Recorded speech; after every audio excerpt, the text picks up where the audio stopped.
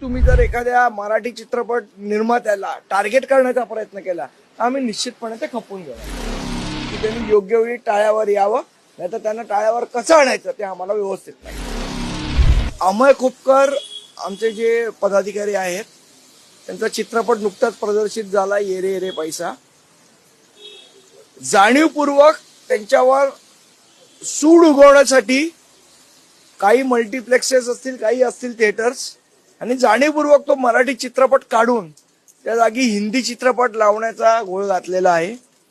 त्या सर्व थिएटर्सना आम्ही इशारा देतोय, अशा प्रकारे जाणीवपूर्वक मराठी चित्रपटांची जर गळचेपी करण्याचा प्रयत्न केला तर महाराष्ट्र नवनिर्माण सेनेला आपल्या पद्धतीने आंदोलन करावं लागेल, याची त्यांनी नोंद घ्यायची. ज्या पद्धतीने अमय खोपकर लढत होते या सगळ्या गोष्टींसाठी, त्याच्यामुळे त्यांच्याच चित्रपटावर सूड उगवायचा या पद्धतीचं कारस्थान काही थिएटर मालक करण्याचा प्रयत्न करतायत.